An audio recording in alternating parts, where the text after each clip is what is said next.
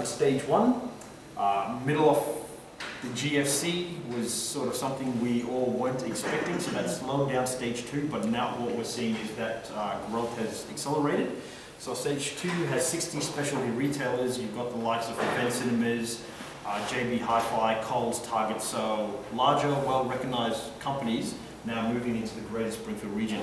I'm particularly excited about Event Cinemas. It saved me from having to travel to Italy to watch a movie. So is the lease agreements in that signed? For a lot of yes, it's a lot of open them are and signed, it's running open, so it's operational. So it's You guys operational. you might take a drive through there. In fact, what we've seen is the shopping centre's become more just a place where people go to get a pair of shorts and a t-shirt. It's now become a place where people actually go on a destination. So people go on spending time with their friends and family. There's a food precinct in the middle of it. Quite a good promenade actually. So off the success of that, there will be a third stage development as well. We don't have a definitive date on when that will occur, but we're quite hopeful that as our population continues to grow, Mirvac will see that the demand for extending the shopping centre is there, so they'll move into that third stage.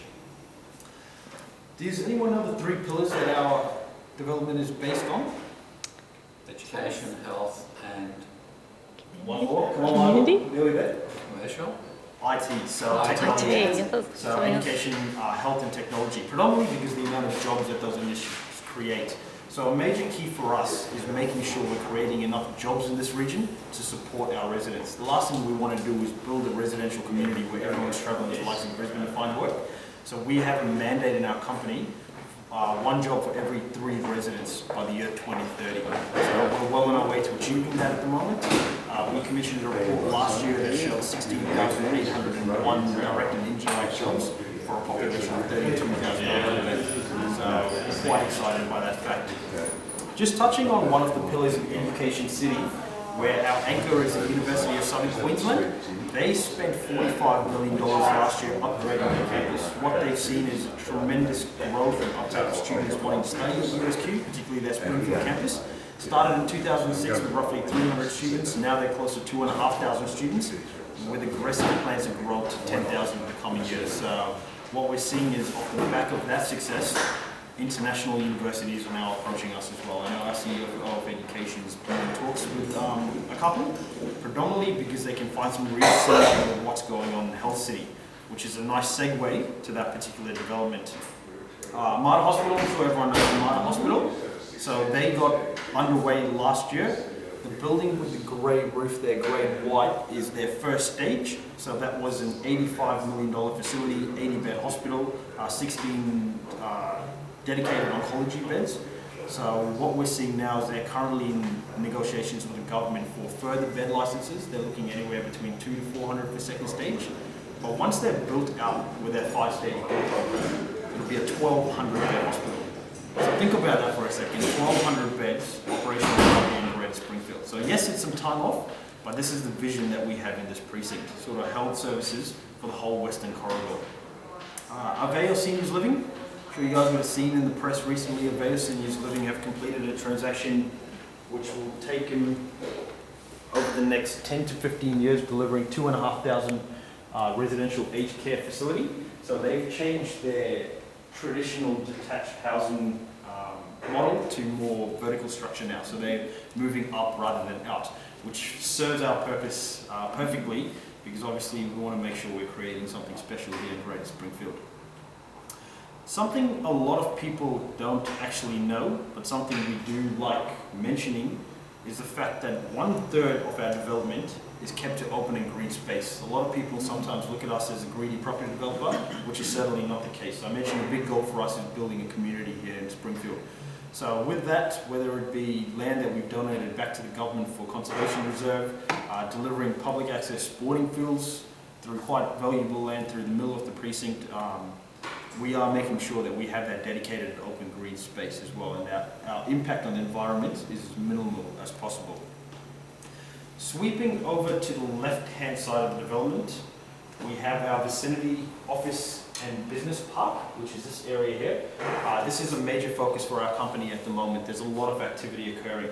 So we did some strata title, small office and warehouse units late last year. Off the success of that, we're now moving into a second stage, which has 10 units. We got our approval out of council roughly a month ago, already 10 expressions of interest. So after the success of that, we're actually even considering a third stage now. So things are moving quite quickly in that region. And again, it goes to that mandate of creating jobs.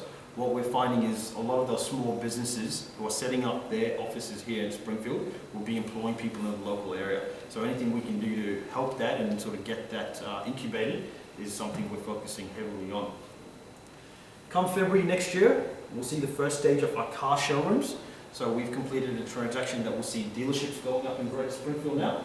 So we're quite excited about that as well, because again, it's creating another form of amenity to the residents who live in this region. Again, in vicinity, we're also doing a drive-through food precinct. So there's a couple of big name tenants quite recognized. I'm not sure if I can mention them at the moment, but it will be a service center type arrangement, quite similar to the one at Robina, opposite the shopping center, if you've taken a drive-through there. And then sweeping across over even more to the left-hand side is our suburb Brookwater. Anyone play golf? Yep. Anyone play that game out of Brookwater? Right, well, if you're anything like me, don't do it just yet, because they're going through massive course renovations at the moment. But come December this year, the course will be revamped completely, taking it back to its #1 public access sporting and golf complex in Queensland. So Dusitani, who are a Thai resort provider, you guys heard of them? So they've done a lot of work around Maldives, Dubai, Thailand. They've got some high-end luxury resorts. They've highlighted Greater Springfield as an area that they want to do business in. So they've highlighted us because of the fact that we've got land available, and also because we're quite close to Brisbane Airport, 30-minute drive time from here directly to the airport, and also the Gold Coast Airport as well. So they will be delivering up to 160 villas in their first stage. Off the back of that, we'll see a 2,000-person convention centre for lots of comedy shows, theatre plays, concerts, and then we'll also see some retail use as well. In future stages, that's when they will be delivering an aquatic centre and also tennis facilities. So there's a lot happening in this particular region. We are going through extensive master planning at the moment of our city centre north precinct. So a couple of our senior executives have been overseas at the moment looking for a project partner to assist with the delivery, and from what I understand, we've actually gained some great feedback and some great offers already for people to come in and partner up with us. So that will be our apartment complex. So in our approval, we've got approval for 22,500 apartments. So there's a lot of work ahead of us. 10,000 of them will be based in behind the train station in our transit-orientated community. So there's a lot of work going in making sure we can get that land and then ready for construction in about 5 years. So we're looking quite closely at that. As I mentioned to you before, one of the main focuses in our company in particular is what's happening in the Parkside business precinct. So whether that be attracting bigger name tenants to come and set up their commercial premises here, or focusing on our residential stuff that we've got going on with Park Avenue. We now need to set the benchmark for apartment style living. So this is coming in 5 years. We really need to be focusing on what's happening right here in this immediate future. So we've got that underway with our Park Avenue apartments. 66 units in the first stage. We've been quite happy with the way things are tracking along. PC set date for the 2nd of November this year. There's roughly 8 apartments available for sale. So again, looking at the location, directly opposite the Bell main parklands, walking distance to shopping centre, university, hospital. You guys would know with apartment style living, it's all about amenity you create for residents, including the 4 retail tenancies. Park Avenue apartments really will now become sort of that benchmark for apartment style living in the Springfield area. Are there any questions so far? Feel free to stop me if there are any. But one more thing I do want to touch on well is the third pillar of our development, which is technology, which is quite special to us. Particularly moving into the new age of innovation and entrepreneurship, we need to make sure that we're attracting these businesses from the early starts, moving all the way through their life cycle. So what we've got here is something that we've dubbed Idea Precinct. So we will get it incubated first with Little Tokyo 2. I'm sure you guys would have heard of them. So Jock's doing some amazing stuff around the shop. So he's actually going to be setting up in World Knowledge Centre to begin with as part of an overall strategy to get entrepreneurship and innovation set up here in Greater Springfield. Any questions? I think if you could just go through the number of schools Yeah, sure. in its current situation, current Yeah. position. I suppose have a bit of a chat about Spring Mountain. Yeah, sure. The Rest land stuff going on. availability, and that's the Yeah. last land release. Yep. Also Peninsula, which has Okay. stopped it. We're going to show these guys as well. So Okay. Transport maybe? Yep. No. Okay, We've got so a new train. yeah, $1.2 billion. Okay, well, I'll start with the suburbs first of all.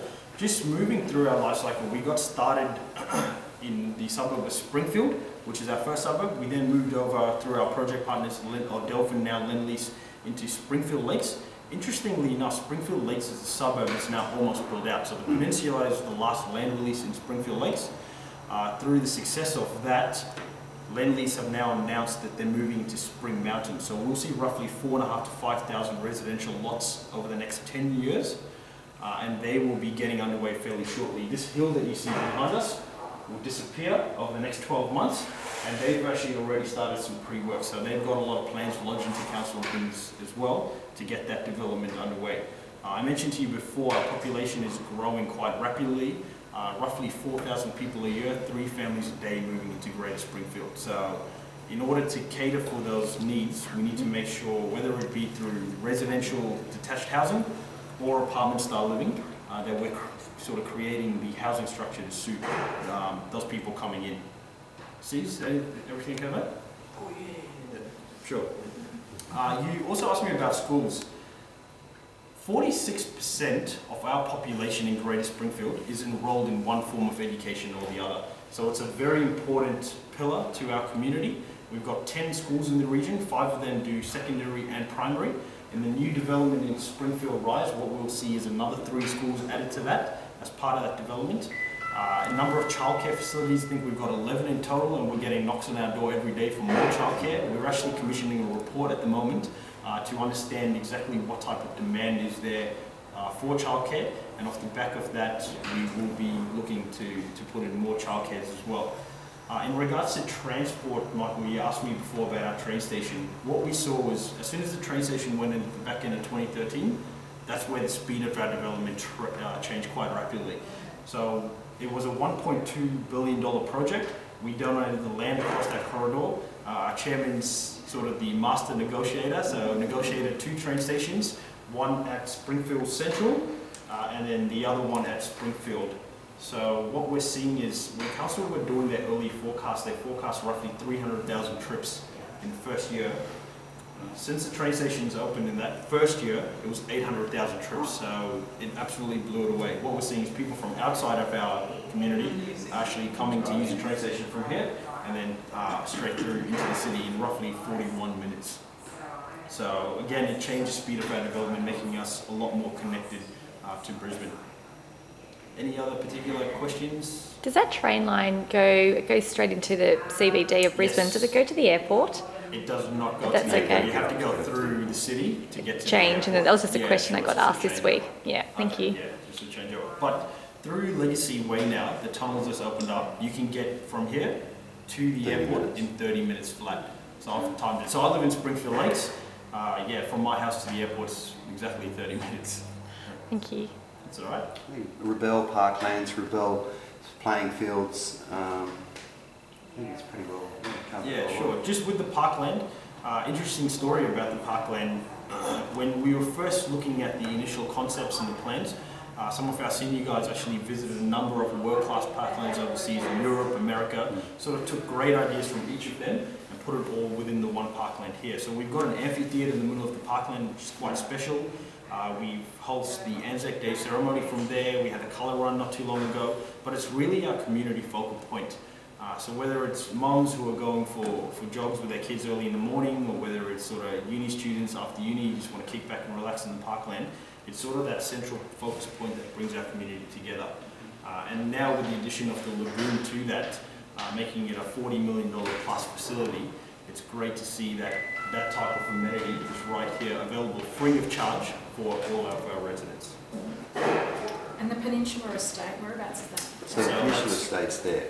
in So- Springfield Lakes. Yeah, it's What we pretty might do is, if you guys have time, we'll jump into the company Yeah. and I'll be able to give you a bit more of an overview. It's one thing to see it in the model, but when you're standing out there, it's a completely different feeling. You can actually see the development for what it is and how much work we've done, but also how much work we still have to do.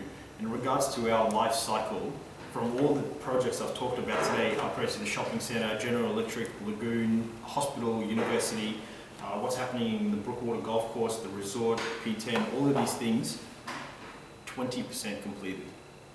So we've got a massive amount of development ahead of us. I'm thankful that a hospital's opened up nearby because chances are with the amount of work I've got coming up, might be there 1 or 2 nights a week.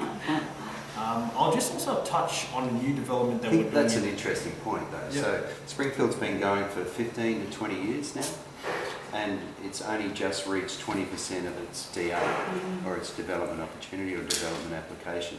I think since the train line's been basically operational, it's probably moved from 15% to 20%. So in the last probably 3 years, or 2 to 3 years, the capital expenditure or the capex opportunity for this area is quadrupled. So the next 5 years is really going to be amazing because we've reached population growth for a capital expenditure to go to the next step even faster, which is a compounding effect, which, for the next 10 years, it's mind-blowing, really. And as you can see, one thing I suppose wasn't mentioned is that Springfield falls under an Act of Parliament.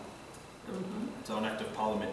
Yeah. So we got that approval in 1997, purchased the land in 1992. There's an inside joke in our company that it was unanimously voted for by every poly because they just couldn't believe that we would actually achieve this goal. So, we're well on our way to achieving that now. And what we'll see is, as you mentioned, mate, the capex in this region currently is about $10 million a week being spent on the project. So we're recognised by all 3 forms of government, which is very rare for a project. And it's a very unique project in Australia. In terms of master plan cities, you look at us in Canberra as... Well, Canberra's the only other place that has yeah. an Act of Parliament. Yeah, 2 standalones. So from a satellite city point of view, it's really, it will happen. It's not something from a client's point of view that you can, I think a lot of places